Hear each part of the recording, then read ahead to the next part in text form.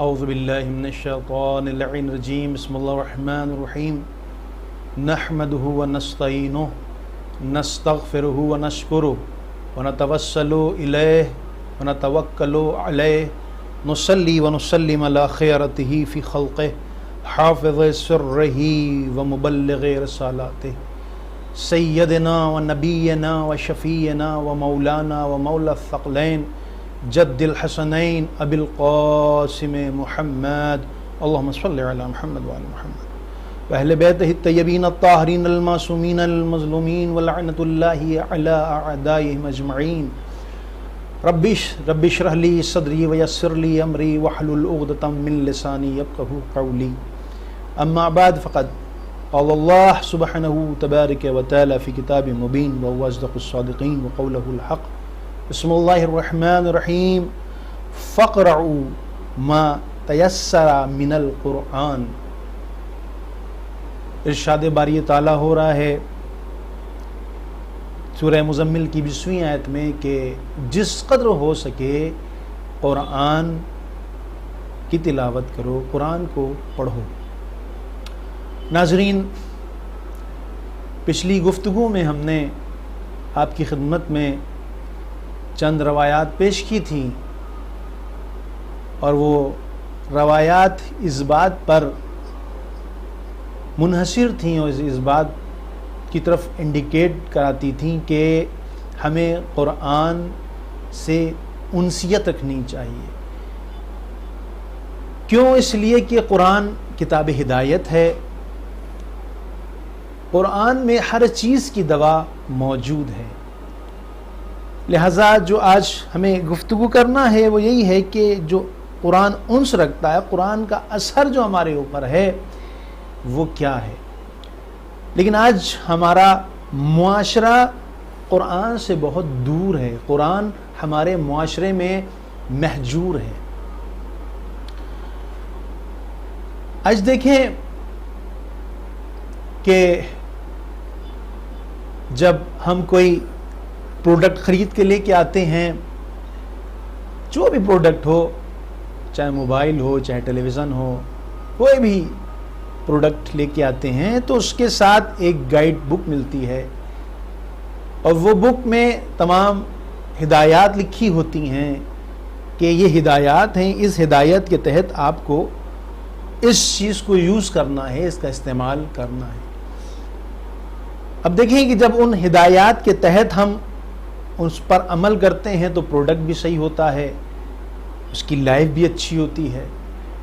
لیکن اگر ہم اپنے من موافق اس پروڈکٹ کو یوز کریں گے تو وہ چیز حتماً خراب ہو جائے گی۔ تو جب ایک ادنا سے پروڈکٹ کے لیے ایک بک ملتی ہے جس میں ہدایات لکھی ہوتی ہیں، تو خدا نے جب اس انسان کو خلق کیا ہے تو بھی ایک کتاب، ایک بک کے ذریعے اس کو بھیجا تاکہ اس بک میں وہ ہدایات ہوں جس کے ذریعے اس کی زندگی اچھی گزر سکے۔ لہٰذا جو ابھی خدمت میں اس سے پہلے درس میں نے بیان کیا تھا کہ رسول نے جو فرمایا کہ میں تمہارے درمیان دو گراقت چیزیں چھوڑ کے جا رہا ہوں، ایک قرآن ہے، ایک ہماری اطرت ہے، اور دونوں سے تمہیں متمسک رہنا ہے اور یہ تمسک تمہیں نجات دے گا۔ خوب، تو اہل بیت بھی ضروری ہیں اور ہمارے لیے قرآن بھی ضروری ہے۔ لیکن آج آپ دیکھیں قرآن سے مشکلات ہمارے یہاں آ رہی۔ اب یہ قرآن کی جو اہمیت بتائی گئی ہے، آپ دیکھیں کتنی زیادہ ہے کہ ایک شخص آتا ہے امام کاظم علیہ السلام کے پاس اور کہتا ہے کہ یا ابن رسول اللہ، میں نے ماہ مبارک رمضان میں چند مرتبہ قرآن کی تلاوت کی ہے اور اس کا ثواب میں نے چہردہ معصومین کو اسحال کیا۔ آپ یہ بتائیے کہ اس کا ثواب کیا ہے؟ ہاں، اب دیکھیں سوال کیا ہے کہ اس نے ماہ مبارک رمضان میں چند بار قرآن پڑھا اور اس قرآن کو، ایک ایک قرآن کو چہردہ معصومین کی طرف وہ اسحال کر رہا ہے۔ اب پوچھ رہے کہ اس کا ثواب کیا؟ سیدھی بات ہے کہ ہم جب کسی کو گفٹ کرتے ہیں، کسی کو ہدیہ بیچتے ہیں تو اس کے اوپر ایک اثر ہوتا ہے، اس کے اوپر ایک خوشی طاری ہوتی ہے۔ تو یہ جو ہم نے ہدیہ کیا ہے اس کا ثواب کیا ہے، اس کا نتیجہ کیا ہے آخر؟ تو امام مسکرا کے فرماتے ہیں کہ جس کو تم نے یہ قرآن ہدیہ کیا ہے، قیامت کے دن وہ تمہارے ساتھ ہوگا۔ اللہ اکبر۔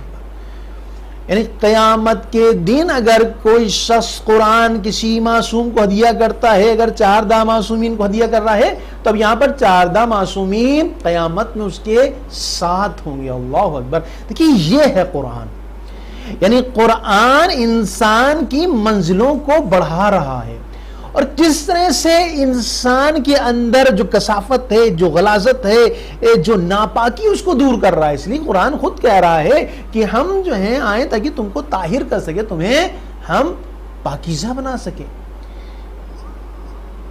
اور یہ وجہ ہے قرآن جو کہہ رہا ہے کہ لا ریب فیہ ھدی للمتقین، اس میں کوئی شک و شبہ کی گنجائش نہیں ہے، اور یہ ہدایت ہے متقین کے لیے۔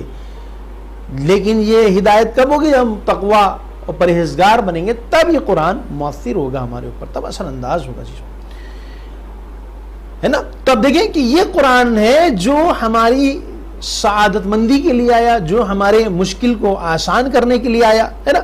تو اس سے پہلے ہم نے آپ کی خدمت میں ایک امام حسین علیہ السلام کا واقعہ پیش کیا تھا کہ جب ایک استاد نے، عبد الرحمن السلمی نے، جب امام حسین علیہ السلام کے ایک بچے کو خالی بسم اللہ سورہ حمد کو پڑھایا اور اس نے آ کے بتایا امام سے، تو امام نے اس کے دہان کو عقیق و الماس و یاقوت سے بھر دیا، اور کئی 1000 میٹر، 1000 میٹر اور 1000 دینار سونے کا درہم عطا کیا۔ یہ ہے کہ امام فرماتے ہیں، لیکن آج بھی یعنی اگر ہم چاہیں کہ تم نے ہم نے اس کی اجرت دے دی ہے، تو نہیں، ایسا نہیں، میں نے اجرت نہیں دی، اصلاً اجرت نہیں دی ہے۔ دیکھیے یہ ہے خود ایک بسم اللہ بہت، یعنی یہ سوچیں جز قرآن ہے، اور اللہ نے اپنے تمام سوروں کا آغاز بسم اللہ سے کیا ہے، سوائے سورہ توبہ کو، ہے نا، سوائے سورہ توبہ کا آغاز بسم اللہ سے نہیں ہے۔ یہ خود بسم اللہ بہت اہمیت کی حامل ہے عزیزوں، خود بسم اللہ۔ یعنی بعض ایک روایت میں نے دیکھی جس میں تھا کہ اگر ایک انسان وضو کرتا ہے تو جو اعضائے وضو ہیں، یعنی چہرہ کا دھلنا، ہاتھوں کا، پیروں کا مسح، سر کا مسح، یہ پاکیزہ ہو جاتے ہیں۔ لیکن روایت میں ہے کہ اگر کوئی شخص وضو سے پہلے کہتا ہے بسم اللہ الرحمن الرحیم، اب جو وضو کرتا ہے، تو اب روایت تھوڑی عجیب ہے، روایت کہتی ہے کہ اس کا پورا جسم ہم پاکیزہ کر دیتے ہیں۔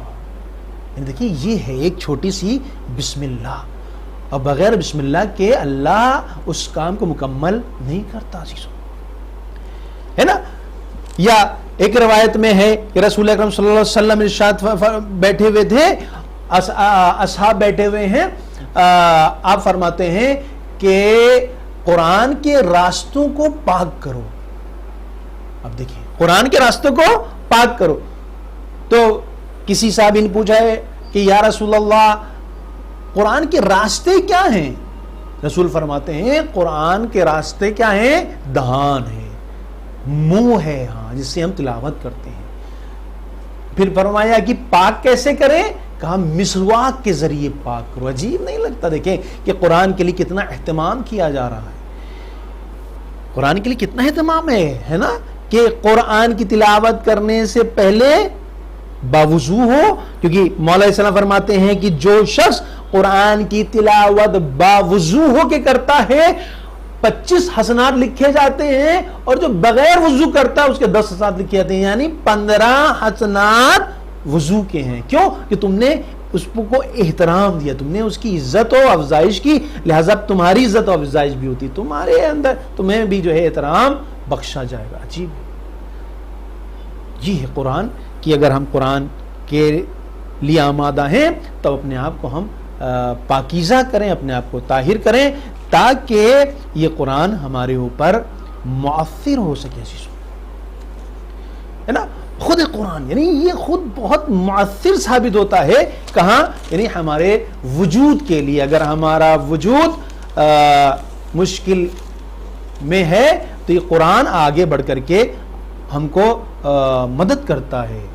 اور یہ وجہ ہے کہ اگر آپ دیکھیں روایت میں آیا ہے کہ کچھ چیزیں ہیں جو شکایت کرنے والی ہیں، ہے نا، شکایت کرنے والی، جس میں اہل بیت شکایت کریں گے کہ انہوں نے ہماری اطاعت نہیں کی، مسجد شکایت کرے گی کہ یہ ہمارے یہاں عبادت کرنے نہیں آیا تھا، اسی طرح سے قرآن شکایت کرے گا کہ پروردگار میں اس کے گھر میں تھا اور اس کے بعد یہ مجھے دیکھتا بھی تھا لیکن اس نے مجھے پڑھا نہیں ہے، شکایت کرے گا قرآن۔ تو کیا ہم آمادہ ہوں اس لیے کہ قرآن شکایت کرے یا نہیں، بلکہ اس قرآن سے زندگی کو خوبصورت بنائیں؟ یہی وجہ ہے رسول اکرم کی نہایت خوبصورت سی حدیث آپ کی خدمت میں پیش کروں۔ رسول فرماتے ہیں کہ اگر تم 5 چیزوں کو حاصل کرنا چاہتے ہو تو قرآن سے انس کرو، ہاں قرآن سے انس رکھو، قرآن کو یاد کرو، قرآن کی تعلیمات حاصل کرو۔ کیوں؟ اس لیے کہ یہ قرآنی تعلیمات تمہیں یہ بہترین 5 چیزیں عطا کرتا ہے۔ وہ 5 چیزیں کیا ہیں؟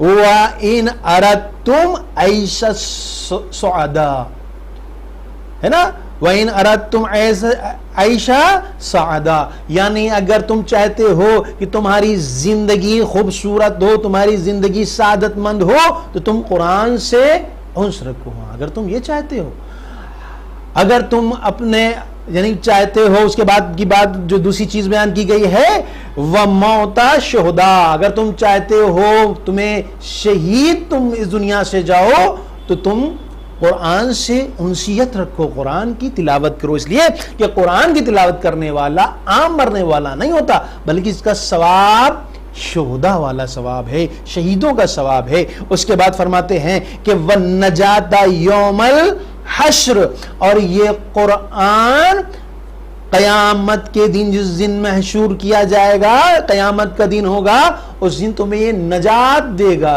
کیوں؟ اس لیے کہ خود قرآن ہدایت ہے یہ عزیزوں۔ دیکھ رہے ہیں آپ، یعنی جو حدیثیں پیش کی جا رہی ہیں کتنی تاکید کی جا رہی ہے اس بات کے اوپر، لیکن ہم ہیں کہ اپنے بچے کو فزکس سکھا رہے ہیں، میتھ سکھا رہے ہیں، زولوجی، بوٹنی، ہے نا، تمام چیزیں اس کو سکھا رہے ہیں، لیکن قرآنی تعلیمات سے ہم اپنے بچے کو کہیں نہ کہیں محروم کر رہے ہیں عزیزوں۔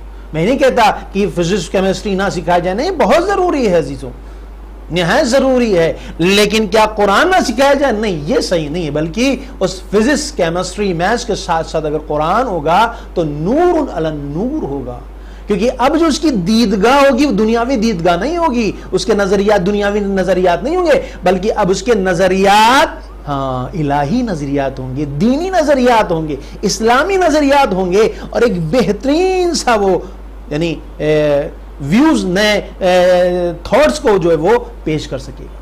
لہذا رسول فرماتے ہیں کہ اگر تم چاہو سعادت کی زندگی تو قرآن سے انسیت رکھو، اگر تم چاہتے ہو شہید کے ثواب کو حاصل کرنا تو قرآن سے انسیت رکھو، اگر تم قیامت کے دن نجات چاہتے ہو تو قرآن سے انسیت رکھو۔ آپ نے سنا ہوگا، روایات وغیرہ میں آیا ہے کہ قیامت کا جو ماحول ہوگا نہایت ہی دردناک ہوگا، یعنی تپش بہت زیادہ ہوگی، بہت زیادہ گرم ہوگی، اور اس گرمی میں لوگ بلبلا رہے ہوں گے، پریشان ہوں گے، لیکن کچھ لوگ ایسے ہوں گے کہ جن کے اوپر سایہ افغن ہوگا، ایک سائبان ہوگا۔ کہا اگر تم اس قیامت کی گرمی سے بچنا چاہتے ہو تو امام رسول کیا فرماتے ہیں؟ وَظِلِّ يَوْمَ الْحَرُورِ، اور اگر تم چاہتے ہو کہ اس گرم دن سے تم سائے میں رہو تو تمہیں قرآن سے انسیت حاصل کرنا ہوگی، ہے نا۔ اس کے بعد فرماتے ہیں کہ اگر تم چاہتے ہو گمراہی سے اپنے آپ کو نجات دینا اور ہدایت کی طرف جانا تو اس میں بھی تمہیں قرآن سے انسیت رکھنی ہوگی۔ وَالْحُدَى يَوْمَ الضَّلَالَةِ، اور تم اگر ضلالت کے دن میں ہو، تم ضلالت کے ایام میں ہو، تم گمراہی کے دنوں میں زندگی گزار رہے ہو، اگر تم نے قرآن سے تمسک کر لیا تو قرآن اس ضلالت کو دور کر دے گا اور تمہیں ہدایت کی منزلوں پر، ہدایت کے راستے پر گامزن کر دے گا۔ تو یہ 5 چیزیں ہیں عزیزوں۔ کون فرما رہا ہے؟ رسول اکرم فرما رہے ہیں، خاتم النبیین فرما رہے ہیں، معصوم فرما رہے ہیں۔ آج آپ دیکھیں جو ہمارا اگر ہم بیمار ہو جاتے ہیں، اگر ہم ڈاکٹر کے پاس جاتے ہیں، ڈاکٹر سب لکھتا ہے کہ صاحب یہ آپ ٹیسٹ کرا کے لے کے آئیے، اور ٹیسٹ میں جب کچھ نکلتا ہے تو اب وہ ہم کو بتاتا ہے کہ صاحب یہ دوا آپ کو کھانی ہے اور یہ سب آپ کو پرہیز کرنے ہیں۔ اب یہ بتائیں، ایک سوال یہاں پہ یہی ہوتا ہے کہ کیا اس دوا کو، اس ڈاکٹر کے جو اقوال ہیں، جو اس کی باتیں ہیں، جو اس نے دوائیں لکھی ہیں، اس کو ہم فالو کرتے ہیں کہ نہیں کرتے؟ ہر آدمی کہے گا کرتے ہیں۔ کیوں کرتے ہیں صاحب؟ عقل کہتی ہے کہ اگر ایک ڈاکٹر بتا رہا ہے کہ آپ کی جسم میں یہ پرابلم ہے، یہ دوائیاں کھانی ہوگی، یہ پرہیز کرنا ہوگا، تو ہمیں کرنا پڑے گا تاکہ ہمارا جسم صحیح اور سالم رہ سکے، تاکہ ہماری عمر بڑھ سکے، تاکہ ہم موت سے تھوڑا دور رہ سکیں۔ اب سوال یہ پیدا ہوتا ہے کہ کیا یہ ڈاکٹر جس نے ہم کو دیا معصوم ہے؟ تو آپ فوراً کہیں گے نہیں صاحب، یہ تو معصوم نہیں ہے، اللہ سے اس کا کوئی کانٹیکٹ ہے، اوپر سے کوئی باتیں نازل ہوتی ہیں، وہی آتی، قسم نہیں، کوئی وہی نہیں آتی، تو اس نے حاصل پڑھا کہاں سے؟ کہا اس نے محنت سے، مشقت سے۔ کیا اس کی بات غلط ہو سکتی ہے؟ کہاں ضرور ہو سکتی ہے نا۔ آج دیکھیں بہت سے مورد ایسے ہیں کرونا وائرس والے، اس میں ایک بار جو ہے جانچ ہوئی تو پتہ چلا سب پازیٹیو نکلا، بعد میں جانچ ہوئی پتہ نیگیٹو نکلا۔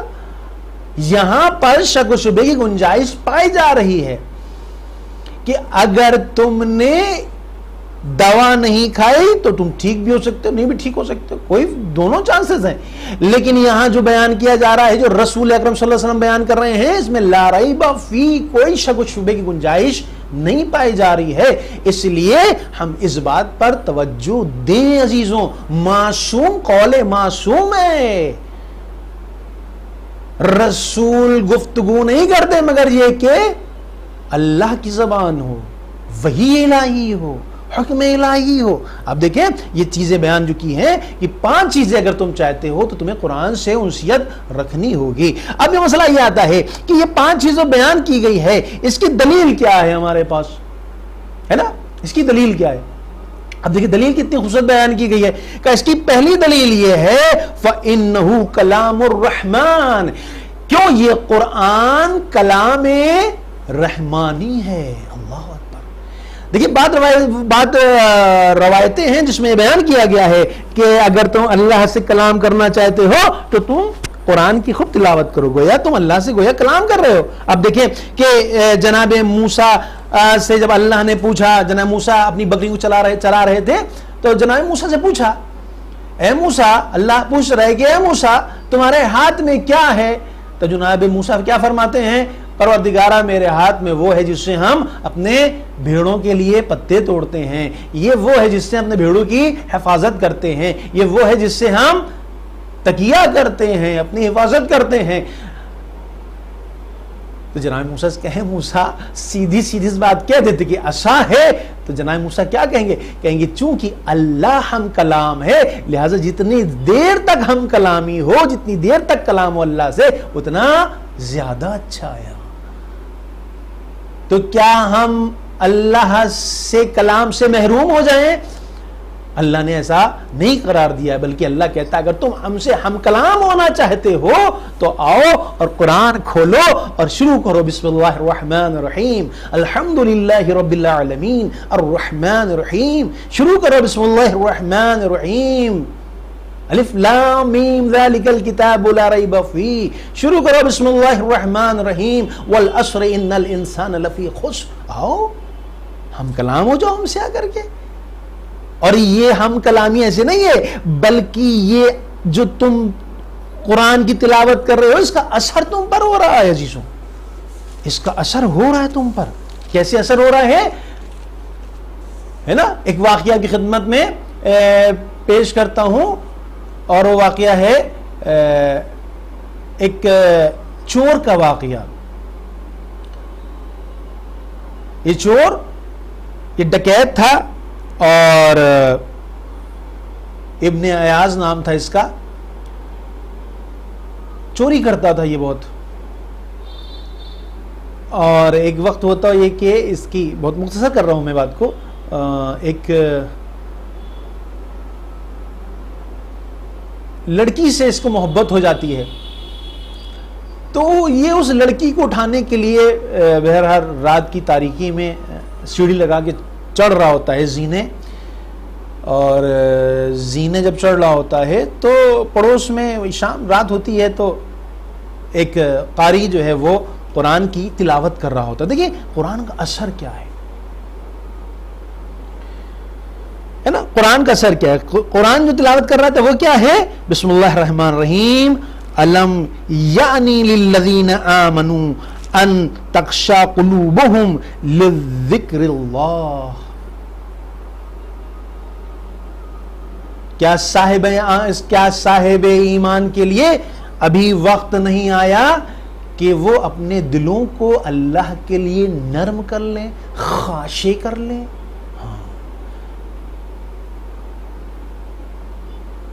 یہ چڑھ رہا ہوتا ہے, کانپنے لگتا ہے اور پھر کہتا ہے کہ نہیں, وقت آ گیا ہے کہ ہم اپنے دل کو ہم اللہ کے لیے نرم کر لیں, خاشع کر لیں. اور اس کے بعد پھر یہ آتا ہے, توبہ کرتا, استغفار کرتا ہے, کہتا ہم نے تمام چیز چھوڑ دی ہیں, اور اتنی عبادت کرتا ہے کہ آخر میں یہ ایک عارف کے طور پر مشہور ہو جاتا ہے. عارف کے طور پر دیکھا آپ نے, یعنی یہ اثر ہے. یعنی اگر ہم اثر کو لانا چاہیں تو یہ اثر ہمارے اوپر طاری ہو سکتی. لہٰذا اسی لیے کہا جا رہا ہے کہ تم قرآن کی خوب تلاوت کرو, اس لیے کہ قرآن جو ہے وہ تمہارے باطنی بیماریوں کو بھی دور کرنے والا ہے اور ظاہری بیماریوں کو بھی دور کرنے والا ہے.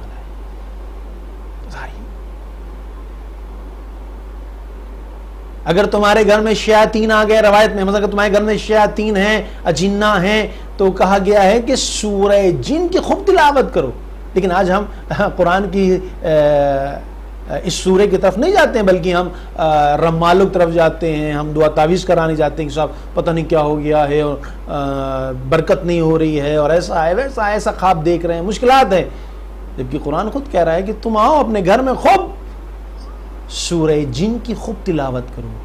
لہذا سورہ جن سے کیا ہوگا, جنہ بھاگ جائیں گے. اس سورہ سے تمہارے گھر میں برکت نازل ہوگی, تمہاری پریشانیاں دور ہوں گے. یہ وجہ ہے. آپ دیکھیں کہ تمام سورے, جتنے بھی سورے ہیں قرآن میں, ان تمام سوروں کے بارے میں روایات موجود ہیں, اور ایک نہیں ڈھیروں روایتیں ہیں کہ جو اس بات کی طرف انڈیکیٹ کرتی ہیں کہ اگر تم پریشان آ رہے ہو تو تمہارے پاس قرآن جو ہے کافی ہے. قرآن اور یہ اہل بیت کی روایتیں ہیں عزیزوں. جیسے مولا علیہ السلام فرماتے ہیں کہ اگر ہمارے ہاتھ میں پوری دنیا دے دی جائے, قرآن ہم سے لے لیا جائے, تو میں خوف زدہ زندگی گزاروں گا. لیکن میں فرماتے ہیں اگر ہمارے ہاتھ میں قرآن ہو, پوری دنیا ہم سے لے لی جائے, ہمارے اوپر ذرہ برابر بھی حزن طاری نہیں ہوگا, خوف طاری نہیں ہوگا. اس لیے کلام الہی ہے ہمارے پاس. جس کے پاس کلام الہی ہو اس کو کوئی مشکل نہیں ہے چیز. لہذا آپ دیکھیں کتنی تاکید کی جا رہی ہے. اب آتے ہیں تھوڑا سوروں کی طرف توجہ کر لیتے ہیں کہ مثلا وہ سورے جو ہم پڑھتے ہیں, مثلا سورہ حمد کی تلاوت جو کرتے ہیں, اس کا ثواب کیا ہے, کیا اجر ہے. دیکھیں روایت میں آیا ہے کہ خدا رسول اکرم صلی اللہ علیہ وسلم ارشاد فرماتے ہیں کہ جو شخص 70 مرتبہ سورہ حمد کو کسی مردے پر پڑھ دے, تعجب نہ کرو اس کی زندہ ہونے میں. یہ ہے 70 مرتبہ. اگر کوئی مردے پر پڑھے سورہ حمد کو, مردہ زندہ ہو سکتا ہے. یا دوسری روایت میں آیا ہے کہ اگر تم حاجت چاہتے ہو, یا بعض اوقات دیکھیے جو ہمارے یہاں اہل بیت کی روایت ہیں, مطلب شہزادی کو کوئی حاجت ہوئی یا امام کو کوئی حاجت ہوئی, انہوں نے 2 رکعت نماز پڑھی, 2 رکعت نماز پڑھ کر کے طلب کیا. کیوں 2 رکعت نماز پڑھی جا رہی ہے, اب اس کے سمجھ میں یہ بات ہے در حقیقت. امام علیہ السلام فرماتے ہیں کہ جو شخص حاجت رکھنا چاہتا ہے وہ 2 رکعت نماز پڑھے, اس میں سورہ حمد شامل ہے عزیزوں. اور دونوں رکعت میں سورہ حمد پڑھنے کے بعد تشہد السلام کے بعد نماز کو تمام کرے, اس کے بارگاہ معبودی میں ہاتھ اٹھائے, اور انشاءاللہ اس کی مراد پوری ہوگی. یہ ہے سورہ حمد. دیکھا آپ نے کتنی اہمیت کا حامل ہے سورہ حمد. اب دیکھیں اگر کوئی شخص جان بوجھ کر کے سورہ حمد کی تلاوت نہیں کرتا, نماز باطل ہے اس کی, نماز گئی. ضروری ہے سورہ حمد کا پڑھنا, بغیر سورہ حمد کے پڑھے نماز پوری نہیں ہوگی, ہے نا. یا سورہ توحید کے سلسلے میں ہے کہ اگر کوئی شخص سورہ توحید کی تلاوت کرتا ہے تو 50 سال کی گناہ اس کے معاف ہو جاتے ہیں. دوسری روایت میں ہے کہ دنیا اور آخرت کے تمام نیکیاں اس کے نام اعمال میں لکھ دی جاتی ہیں. تیسری روایت میں آیا ہے کہ ماں باپ اس کے بیٹے اور اس کے گناہوں کو اللہ معاف کر دیتا. یہی وجہ ہے. اب دیکھیں تو کہتے ہیں ایک مطلب سورہ حمد، 3 مطلب سورہ اخلاص کی تلاوت فرق ہے کسی شخص کو ارسال فرمائی ہے. اس کی وجہ یہی ہے کہ ادھر سورہ حمد بھی ہے اور 3 مرتبہ سورہ قل هو اللہ پڑھا جا رہا ہے. یہ 3 مرتبہ سورہ قل هو اللہ کا مطلب یہ ہو گیا ایک قرآن کا ثواب، یعنی ایک قل هو اللہ کا پڑھنا 1/3 کے برابر ہے، یعنی 1/3 قرآن کو پڑھا ہے.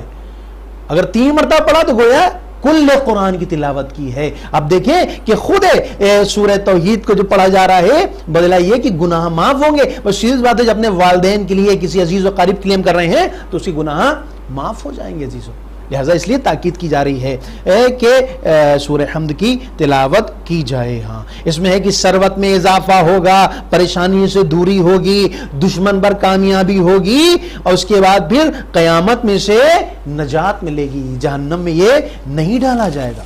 دیکھیے یہ ہے سورہ توحید. بہت زیادہ گفتگو تھی، میں نے مختصر بیان کیا. اصل ہدف دیکھیے سیدھا سا یہ ہے کہ ہمیں قرآن سے انسیت حاصل کرنا ہے.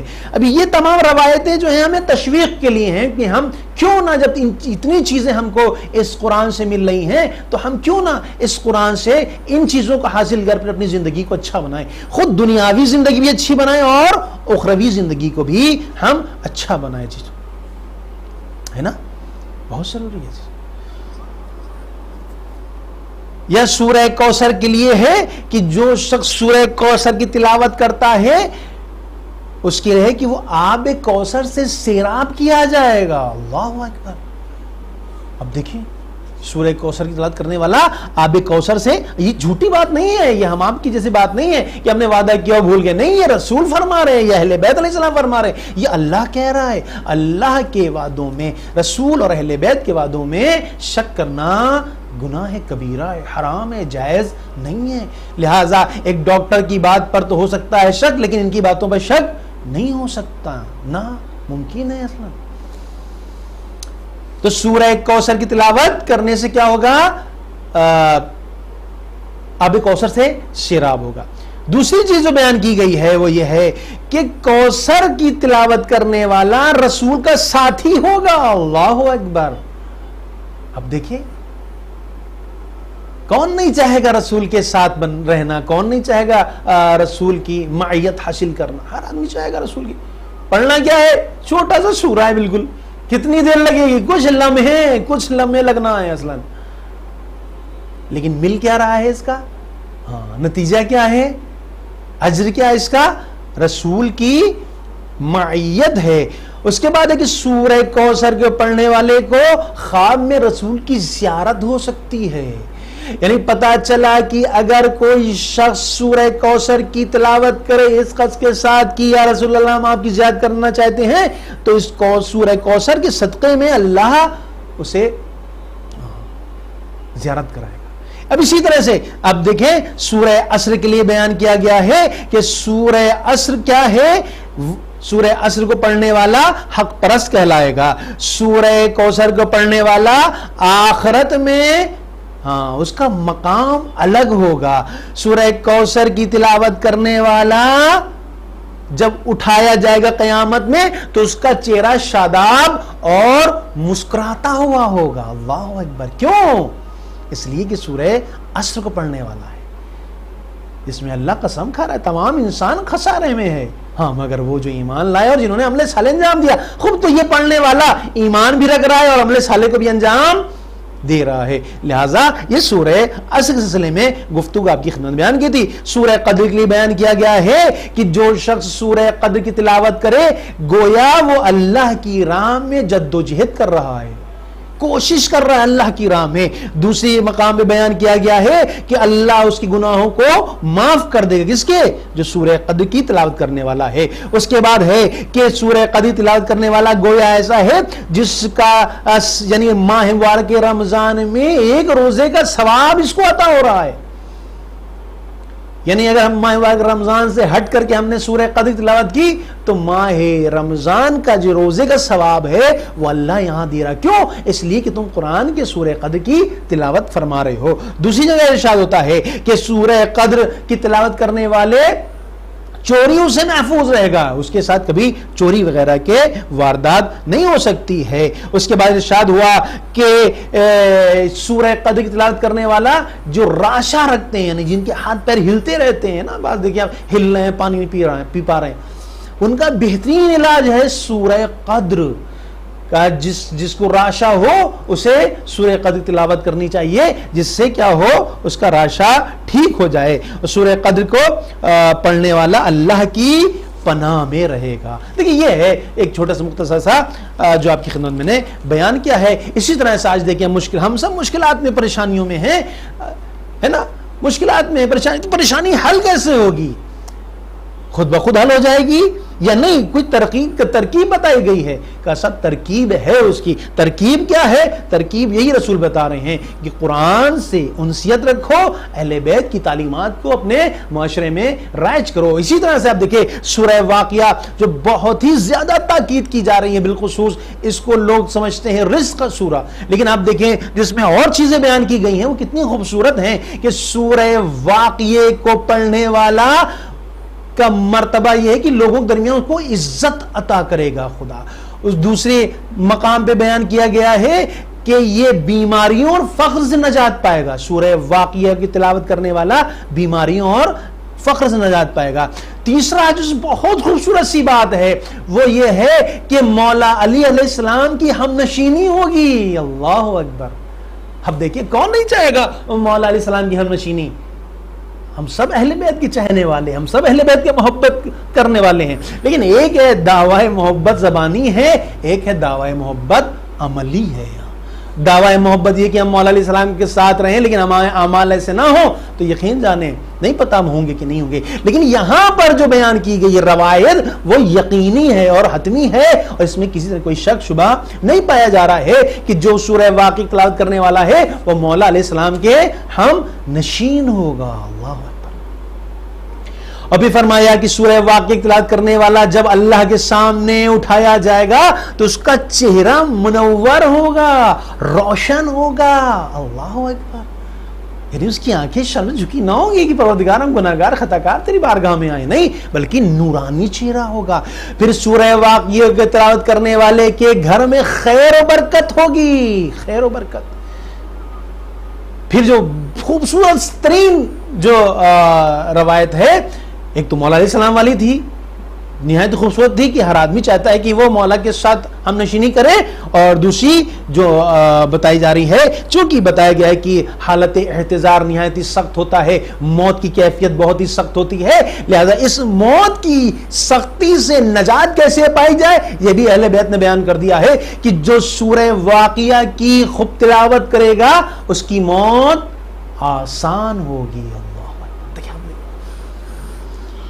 کیا چاہیے پھر ہم کو؟ سب تو بتا دیا گیا ہے. ہاں، چاہیے ہمیں صرف عمل ہے، عمل. ہم اپنے بچوں کو تعلیم دیں، اپنے گھر کو قرآنی تعلیمات سے آراستہ کریں عزیزوں، تاکہ ہمارا گھر رونق پا سکے، ہمارا گھر منور ہو سکے، ہمارا دل منور ہو سکے، ہماری زندگی بھی منور ہو سکے، ہماری آخرت بھی منور ہو سکے. عزیزو کب مر جائے آدمی کچھ پتہ نہیں ہے اس کا. اب یہ اتنی چیزیں جو بیان کی ہیں، اگر ان چیزوں پر عمل نہ کر کے انسان مر گیا تو خسارے میں ہے نا، خسارے میں، یقین جانا خسارے میں، اس لیے کہ یہ تمام چیزیں تو بیان کر دی گئی. بالکل ایسے ہی جیسے کسی بچے سے کہا جائے کہ بھیا تم پڑھ لو گے تو تمہیں آگے چل کے پریشانیاں نہیں ہوں گی، پڑھ لو بیٹا، لیکن جب وہ نہیں پڑھتا ہے تو پھر نتیجہ کیا نکلتا ہے؟ یہی کہ وہ ٹھوکریں کھاتا رہتا ہے، پھر ادھر ادھر بیچارہ پریشان رہتا ہے. لیکن جو پڑھ لکھ کے کامیاب ہو جاتا ہے اس وقت اس کی سختی ہوتی ہے، لیکن بعد میں اس کی زندگی عیش اور آرام کی ہوتی ہے. یہی اہل بیت چاہتے ہیں کہ یہ جو تمہاری زندگی ہے جو اللہ نے تم کو دی ہے نا، یہ حیات، اس حیات میں حیات طیبہ تم کو حاصل کرنا ہے، جیسے کہ میں نے درس اخلاق میں آپ کی خدمت میں بیان کیا تھا، وہ یہی سب چیزیں ہیں عزیزوں، کہ ہم اپنی زندگی کو قرآنی اور اہل بیت کے تعلیم کے سانچے میں ڈھالیں۔ جب تک کہ ہماری زندگی قرآنی اور اہل بیت کی تعلیمات کے سانچے میں نہیں ڈھلے گی، اس وقت تک ہم کامیاب نہیں ہو سکیں گے۔ واضح سی بات ہے، یہ تمام چیزیں اسی لیے بیان کی گئی ہیں، اسی لیے کہا گیا ہے کہ اہل بیت اور قرآن دونوں سے متمسک رکھو، اس لیے کہ اگر تمہیں پرواز کرنا ہے تو پرواز کے لیے 2 پروں کی ضرورت ہے، اور 2 پر کون سے ہیں؟ وہ یہی ہیں قرآن اور اہل بیت سلام، جس سے ہم اڑ سکتے ہیں، ہم آگے بڑھ سکتے ہیں۔ آئیے ہم مل کے دعا کریں، بارگاہ معبودی میں پروردگارہ، یہ ماہ مبارک رمضان کے آخری ایام ہے، میرے معبود ہم سب کو توفیق دے کہ ہم سب کے گناہ کبائر صغائر کو معاف کر دے، ہم سب کو توفیق دے کہ ہم سب شیاطین کے اشرار سے محفوظ رہیں۔ معبود ہم سب کو توفیق دے کہ ہم خود قرآن کی تلاوت کر سکیں، قرآن سے خوب فائدہ اٹھا سکیں۔ پروردگار قرآنی تعلیمات کو اپنے وجود میں رچا بسا سکیں، اپنے بچوں کو قرآنی تعلیمات دے سکیں، ان کو ہم اس قرآنی تعلیمات کو سمجھا سکیں عزیزوں۔ اس لیے کہ اگر سوال کیا جائے گا تو قرآن سے سوال کیا جائے گا، فزکس، میتھس، کیمسٹری سے سوال نہیں کیا جائے گا۔ آئیے دعا گو ہو میرے پروردگارہ، ہم سب کو اس قرآن کے صدقے میں توفیق دے کہ ہمارا کوئی لمحہ تلاوت قرآن کے بغیر نہ گزرے۔ وآخر الدعوانا الحمدللہ رب العالمین، اللہم صلی علی محمد وآل محمد وعجل فرجہ۔